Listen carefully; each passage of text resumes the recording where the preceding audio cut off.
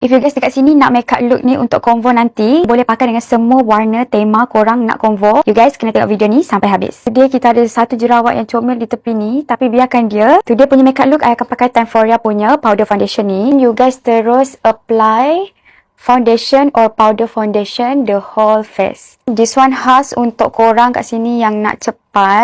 Kalau korang nak cepat, korang pakai je powder foundation ni. You guys tak pakai foundation pun tak apa. Nak buat makeup look yang paling simple dekat dunia ni, akan start with shading hidung Dina guna powder. Dina pakai Catrice Sunglow punya bronzer powder. This one in the code 035. Buat straight nose je and then sikit-sikit je shaping bagi nampak ada shape. Biasanya at the end baru I akan setting balik untuk hidung semua or anything. I rasa I nak teruskan dengan eyeliner. Palette from Silky Girl. And I akan ambil colour hitam ni. Nak cakap hitam tak juga. This one is dark chocolate I rasa. If you guys planning nak guna colour gelap macam ni, korang memang kena hati-hati. Akan sambung dekat bawah ni sikit je, tak nak tebal sangat. If you guys nak selamat, korang pakailah colour dark chocolate. Yang colour dia bukannya more to hitam-hitam. I dah pakai bulu mata. This is the product. Yang ini Baby Comic punya. After pakai lens, I pakai mascara bawah mata. And then, I akan pakai blusher from Sobella. This one in the code Winter Doll. Okay, I akan pakai atas pipi. Love. If korang nak pakai macam ni pun dah comel sebenarnya. Tapi, I lagi suka kalau layering. I akan layerkan dengan mini blusher from Lux ni.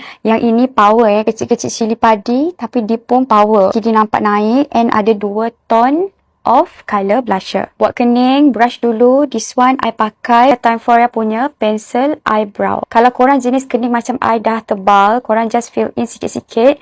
Tapi untuk shaping kening option, ikut korang punya masing-masing cara. Lepas tu I akan pakai eyebrow gel. Macam biasa, my favorite is from Brow It. This one in the code color dark chocolate. Nak code yang light-light je, ada juga. Korang boleh pilih lah. And then I akan kemaskan pakai balik powder foundation yang first tadi. Korang nak pakai compact powder pun boleh juga. Boleh tengok dia akan faded. So time ni lah I akan tambah lagi sikit I punya shading. Bibir I akan color upper and bottom guna coklat gelap. Yang ini option juga. Kalau korang tak nak buat pun tak apa. This one untuk bagi bibir korang tu nampak munggil. I akan pakai YSL punya lip plumper. Yang ini in the code 04. Pakai apa-apa lip gloss yang korang ada ataupun apa-apa lip matte ke. And then I akan letak code 02 dekat dalam dia. Bibir I dah siap. Apply sikit highlight bagi nampak hidup sikit. Bawah dagu sikit and then ke atas ni sikit.